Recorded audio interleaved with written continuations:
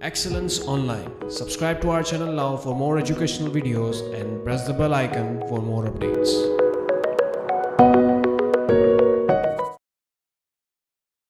Section B की तरफ अगर आप जाएं, पहला सवाल आपके पास है, क्वेश्चन का स्टेटमेंट रीड करते हैं।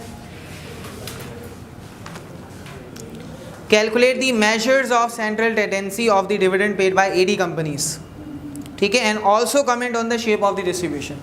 पहली बात इसने कही कि measure of central tendencies find out करें। मेजर ऑफ सेंटर से मुराद मीन, मीडियन, मोड, ये तीनों चीज़ें फाइंड आउट करनी है और इसके अलावा इसकी शेप भी बतानी है कि पॉजिटिवली स्क्यूड है, नेगेटिवली स्क्यूड है या सिमेट्रिकल है। अगर ये सिमेट्रिकल है तो हम सवाल देख के ही बता सकते हैं। सिमेट्रिकल में आम तौर पर फ्रीक्वेंसी जिस पैटर्न से जारी होती हैं, आमतौर पर नहीं बल्कि हमेशा जिस पैटर्न से इंक्रीज़ हो रही होती हैं उसी पैटर्न से फिर दोबारा डिक्रीज़ होना शुरू। यानी अगर यहाँ 4 है तो यहाँ भी 4 होगा, यहाँ 10 है तो यहाँ भी 10 होगा।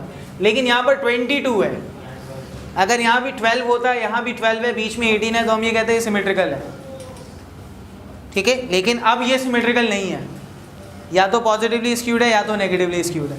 लेकिन अगर आप खुद देखें ऊपर की तरफ ज़्यादा वैल्यूज़ हैं, 22 है, यहाँ सिर्फ 12 है, तो इसका मतलब ये है कि ये पॉजिटिवली स्क्यूड आएगा। हम ऐसे फ्रीक्वेंसीज़ के पैटर्न को देख के भी बता सकते हैं, लेकिन खैर बेहतर है हम पूरा सॉल्व करके इसको बताएं।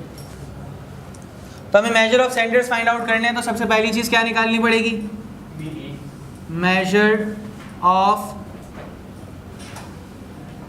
सेंटर्स में सबसे पहली चीज़ है मीन। ये ग्रुप डेटा है, ग्रुप डेटा के मीन का फॉर्मूला क्या होता है? Sum of F X divided by sum of F. तो एफ एक्स का जब हम सम फाइंड आउट करेंगे तो इसके लिए हमें एक्स और एफ एक्स का कॉलम चाहिए, और जब हम मीडियन निकालते हैं तो फिर हमें क्यूमुलेटिव फ्रीक्वेंसी भी चाहिए होती है और साथ ही साथ क्लास बाउंड्रीज भी चाहिए होती है।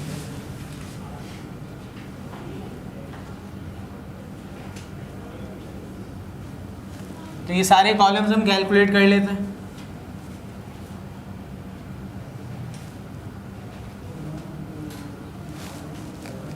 एक्स वैल्यूज़ का मतलब होता है मिड पॉइंट। मिड पॉइंट कैसे फाइंड आउट करेंगे? दोनों वैल्यूज़ को, दोनों अपर लिमिट और लोअर लिमिट को प्लस करेंगे और डिवाइडेड बाय 2 करेंगे। तो 0 + 2.9, 2.9 नहीं होता है, 2.9 डिवाइडेड बाय 2 1.45। इसी तरह 3 + 5.9 8.9 होता है, 8.9 डिवाइडेड बाय 2 4.45। अब अगर आप गौर करें तो यहाँ पर क्लास इंटरवल का साइज़ 3 है, ठीक है, 3 वैल्यूज़ इंक्रीज़ हो रही हैं, तो यहाँ पर भी 3 वैल्यूज़ ही इंक्रीज़ हो रही हैं। इसी पैटर्न को देखते हुए आप इसमें डायरेक्टली 3 ऐड कर सकते हैं। तो ये 7.45 हो जाएगा, 10.45, 13.45, 16.45, 19.45। एफ एक्स के लिए हमें इन दोनों कॉलम्स को मल्टीप्लाई करना होगा, तो 4 × 1.45, 10 × 4, तो 44.5 हो जाएगा, 22 × 7.45 और 18 × 10.45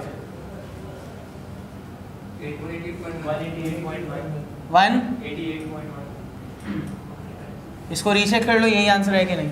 12 × 13.45 और 10 को मल्टीप्लाई करेंगे तो 164.5 और 4 × 19.45 77.8। इन सब का सम बताइए। ये एक ही वैल्यू बगैर डेसिमल की आ रही है, इसको एक बार रीचेक कर लेंगे, ये आंसर है कि नहीं। क्या 22 को 7.45 से मल्टीप्लाई करके 163 आता है? 163.9 है, ठीक है जी। इन सबको ऐड कीजिए और बताइए क्या आंसर आ रहा है एफ एक्स के कॉलम को।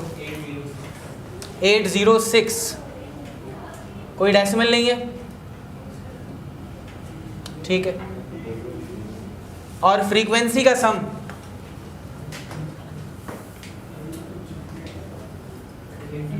80, उसने बताया भी हुआ 80 कंपनीज हैं, ठीक है।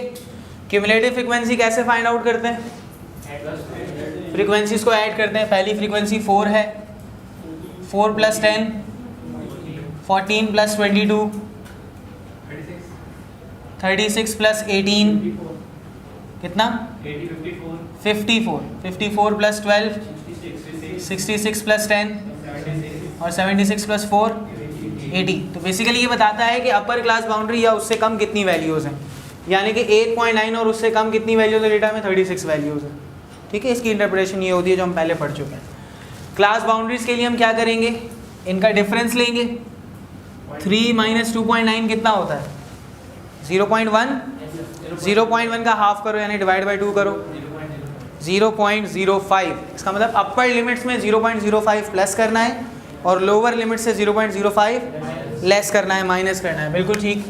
तो 0.05 जब इससे माइनस करेंगे तो क्या आंसर आएगा, माइनस का 0.05 और ये हो जाएगा 2.95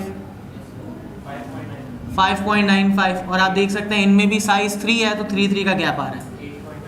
8.95 11.95 14.95 और 17.95। अपर क्लास बाउंड्रीज के लिए इसमें 2.9 में 0.05 प्लस होगा तो 2.95 और अगर आप गौर करें सेम बाउंड्रीज आ गई 5.95 8.95 11.95 14.95 17.95 एंड 20.95। कैलकुलेशन का बहुत बड़ा पार्ट हम सॉल्व कर चुके हैं, अब हमारे लिए बहुत आसान हो जाएगा ये सवाल। तो मीन का formula sum of fx divided by sum of f होता है। fx का सम क्या आया हमारे पास, और फ्रीक्वेंसीज का सम, इनको डिवाइड करके क्या आता है 10 पॉइंट। तो ये हमारे पास मीन आ गया। मीडियन की बात करते हैं। मीडियन की सबसे पहले लोकेशन देखी जाती है कि कौन सी क्लास में लाई करता है, उसके बाद उसकी वैल्यू फाइंड की जाती है। तो मीडियन की वैल्यू के लिए summation of f upon 2th value देखी जाती है। तो समेशन f क्या हमारे पास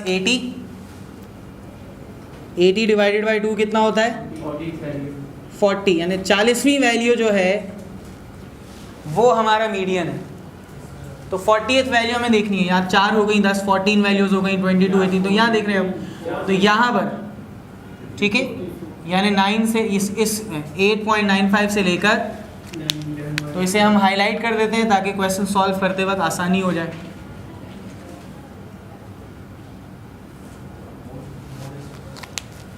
तो विच लाइज बिटवीन, हमेशा बाउंड्री का आंसर देते हैं, क्लास इंटरवल का नहीं देते।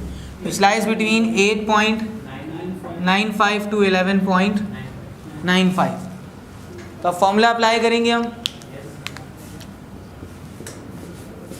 L plus H upon F summation F upon 2 minus C। ठीक है, ये फॉर्मूला इंटरपोलेशन से किसी ने निकाला था। L means lower class boundary of median class. Lower class boundary 8.95 है इसकी। हाइट ऑफ मीडियन क्लास, सबकी हाइट सेम ही है 3। Frequency of median class 18।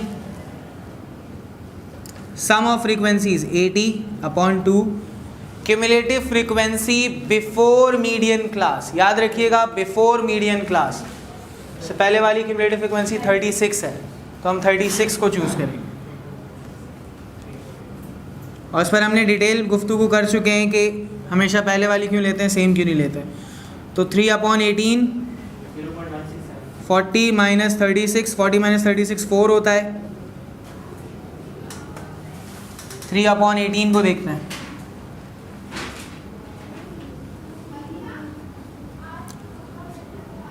(8.95) plus 3 4 12, 12 by 18 0.666 है, तो 0.67 ले लेते हैं।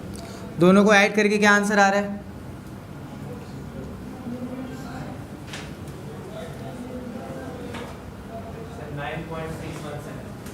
9.617। ये हमारे पास मीडियन का आंसर आ चुका है। अब नेक्स्ट चीज़ हमें जो फाइंड करनी है वो क्या है, मोड।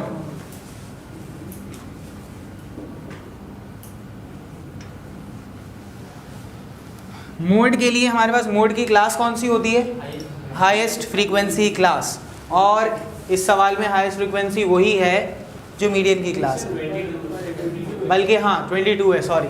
तो सबसे बड़ी फ्रीक्वेंसी ये है हमारे पास, तो इसका मतलब मोड इस क्लास में लाई करता है, ठीक है।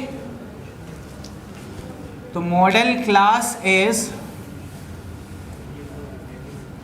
Highest frequency class which is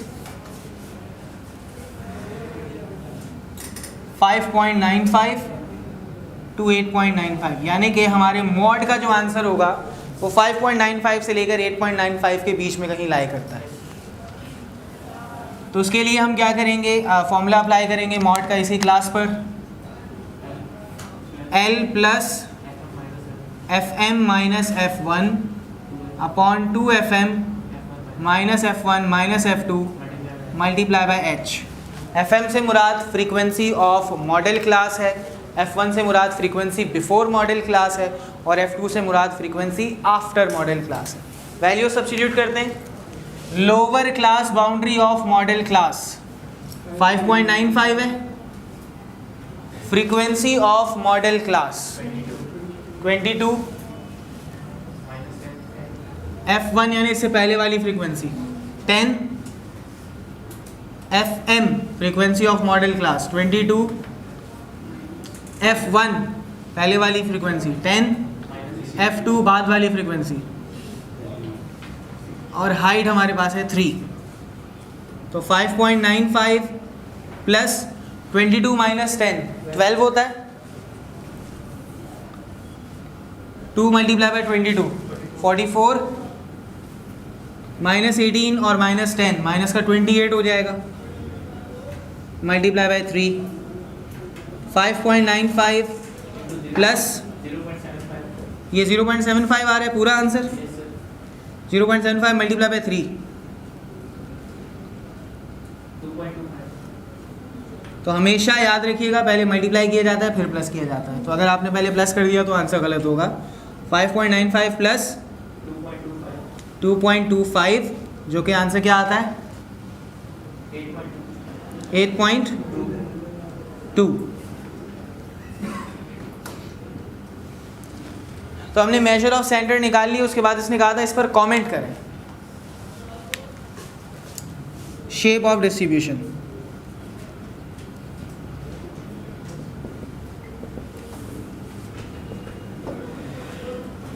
इसमें अगर आप गौर करें मीन का आंसर सबसे बड़ा है, मीडियन उससे छोटा, और मॉड सबसे छोटा, ऐसा ही है। तो हमने कहा कि since mean is greater than median and median is greater than mod, ऐसा ही है।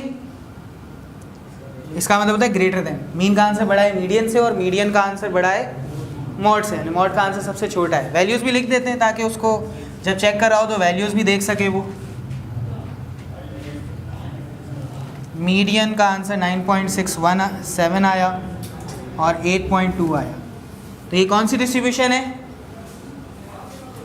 कौन सी डिस्ट्रीब्यूशन है, positively skewed. This is a positively skewed distribution, ठीक है। और अगर तीनों इक्वल आंसर आते तो हम कहते हैं ये सिमेट्रिकल है, और अगर मीन छोटा होता, मीडियन उससे बड़ा और मोड सबसे बड़ा, तो ये नेगेटिवली स्क्यूड होता।